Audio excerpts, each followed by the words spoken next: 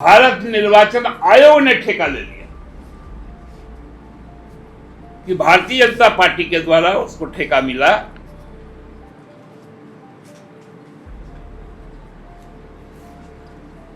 कि बंगाल के जो मताधिकार करने वाले लोग हैं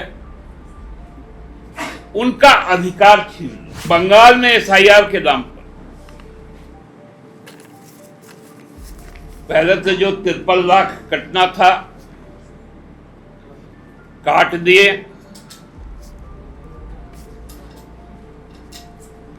लोगों को लाइनों में लगवा दिए। चुनाव आयोग ने अब अपने सरकारी हैंडल पर जो एक्स हैंडल पर जो वो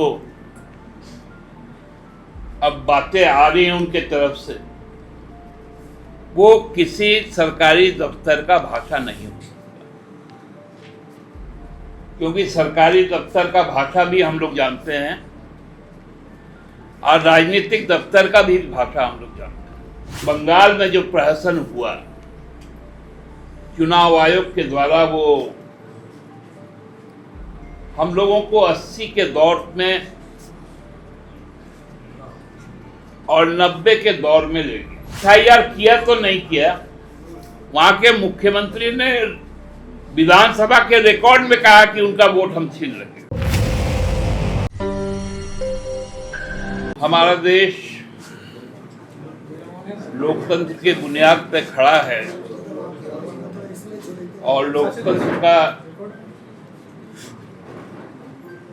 एक अनूठा जो सबसे उत्साहवर्धक पर्व होता है वो लोगों के मतदान का होता है। और इस कार्य को संपन्न भारत का निर्वाचन आयोग, इलेक्शन कमीशन ऑफ इंडिया करता है। आज का दिन बहुत एक बड़ा चिन्हित करने वाला दिन है। जब हमारे देश के 3 राज्यों में केरल, पुडुचेरी और आसाम में अगले 5 वर्षों के लिए सरकार गठन के लिए लोग अपना मतदान कर रहे हैं, वही बंगाल में जो आसन 23 और 29 को जो चुनाव होने हैं बंगाल विधानसभा की, जो 29 तारीख का जो अंतिम चरण है उसका नामांकन का भी आज अंतिम दिन है। 6 तारीख को 23 तारीख को जो तमिलनाडु के साथ में जो चुनाव होगा उसका नामांकन 6 को समाप्त हुआ और 9 तारीख को आज बंगाल का समाप्त।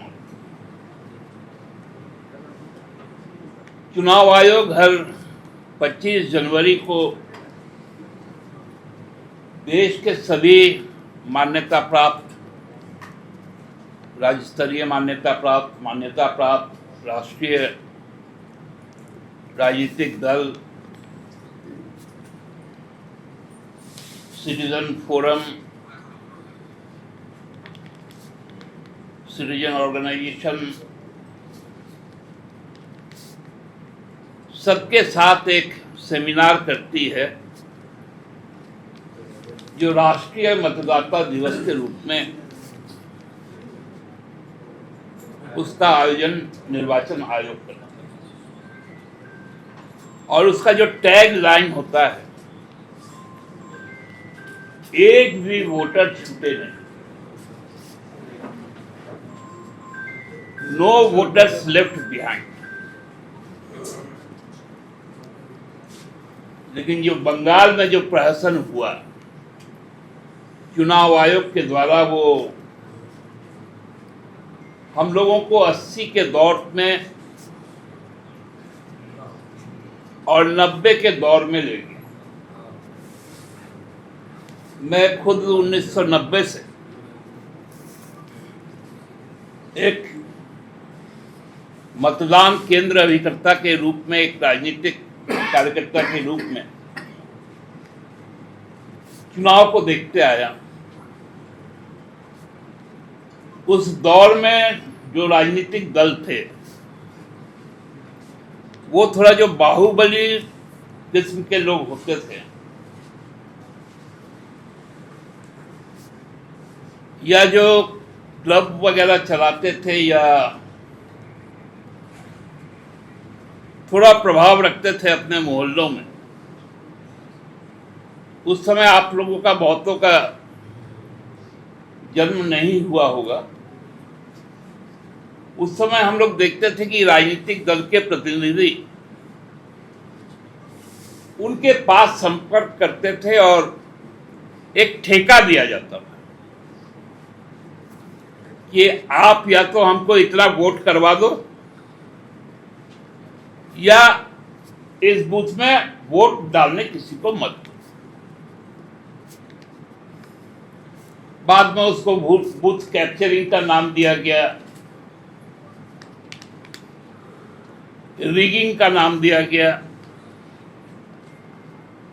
अब 2026 में एक नया इसी तरह का प्रयोग बंगाल में हो रहा है, जब भारत निर्वाचन आयोग ने ठेका ले लिया कि भारतीय जनता पार्टी के द्वारा उसको ठेका मिला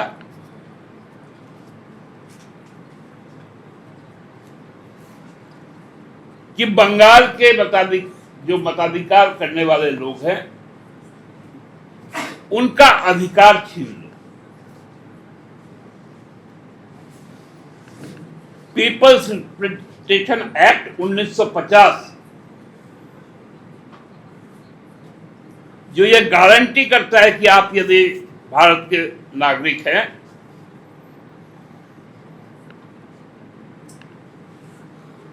आप यदि पागल नहीं हैं, आप यदि बैंक करप्ट नहीं है,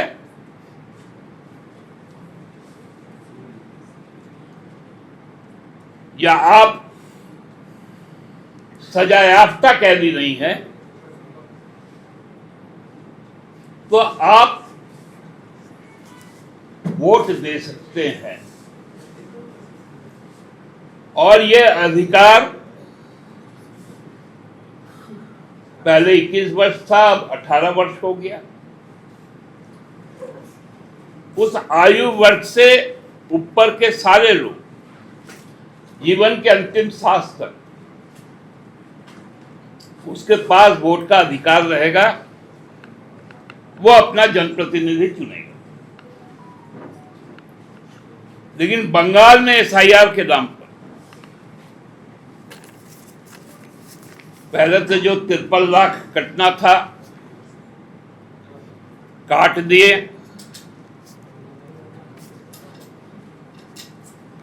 लोगों को लाइनों में लगवा दिए।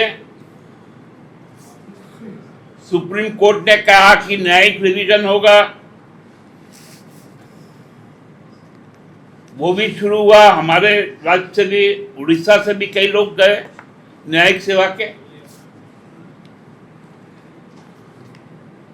लेकिन अब क्या हुआ, वो नाम जब जो कट गया, बाकी जो लगभग 32 लाख लोगों के नाम और लॉजिकल डिस्क्रिपेंसी के नाम पर किया गया,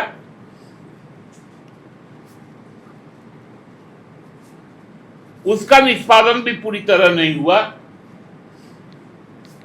और 27 लाख लोगों को अब यह घोषित कर दिया गया कि आप वोट नहीं डाल सकते। अब आपको ट्रिब्यूनल में जाना पड़ेगा, और ये ट्रिब्यूनल साउथ 24 परगना का एक जोका बोल के थोड़ा सा शहर कोलकाता से थोड़ा आउटस्कर्ट में है, जहां पर कैंसर हॉस्पिटल भी है, वहां पर उसका गठन किया गया 19 ट्रिब्यूनल। अब अलीपुरद्वार लगभग 1000 किलोमीटर से दूर लोग को अपना नागरिकत्व और अपना वोट का अधिकार साबित करने के लिए ट्रिब्यूनल में आना पड़ेगा। ये प्रक्रिया बनाई।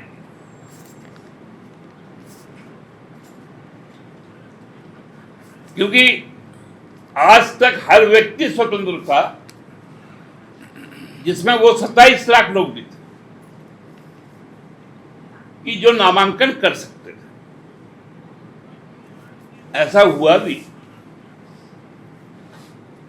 2 प्रत्याशियों को सुप्रीम कोर्ट से रिलीफ मिला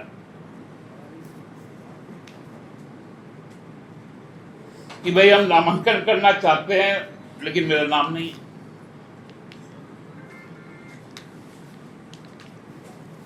तो ये पहला मामला चुनाव आयोग द्वारा किया गया कि भारतीय जनता पार्टी से समझौते के तहत 27 लाख वोट काट दिए, और उनकी केवल वोट का अधिकार नहीं, अब उनके नागरिकता पर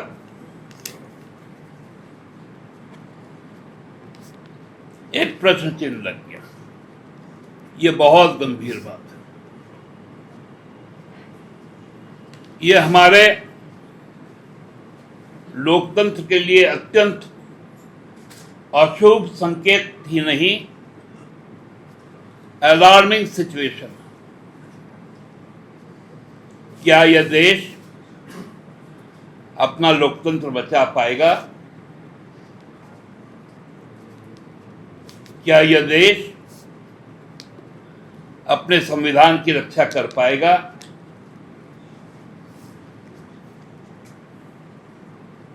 ये बहुत बड़ा प्रश्न सामने आया है।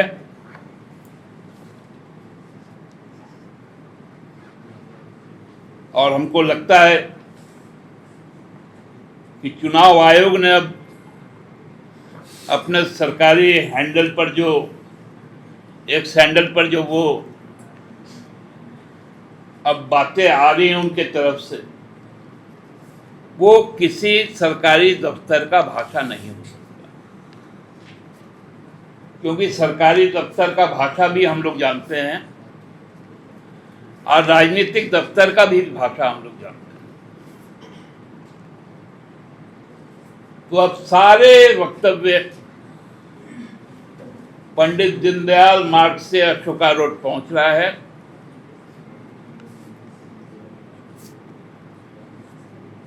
और वहां से वो जारी हो जा रहा है।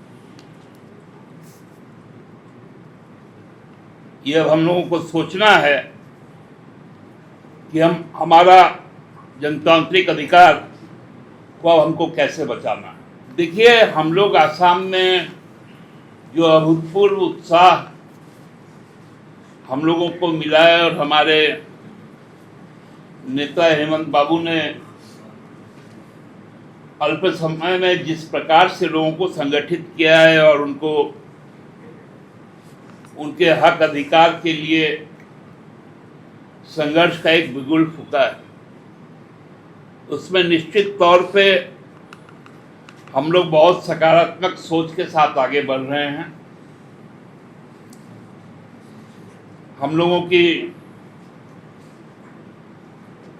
जो लड़ाई है, राजनीतिक लड़ाई, वो आप देखेंगे कि कम से कम 7-8 सीटों पर हम तो निर्णायक लड़ाई पर हैं, और मुख्यतः हर लड़ाई में हमारा प्रतिपक्ष भाजपा है। क्या वहाँ भी ऐसा है कि वजह से देखिए, यही तो मामला है कि जहां पर सबसे ज्यादा जरूरत था एसआईआर का, पहले एनआरसी वहीं से शुरू हुआ, सीए उसी के कारण बना, और चुनाव आयोग ने वहीं पर एसआईआर नहीं किया। और दूसरा सवाल कि एसआईआर किया तो नहीं किया, वहां के मुख्यमंत्री ने विधानसभा के रिकॉर्ड में कहा कि उनका वोट हम छीन लेंगे।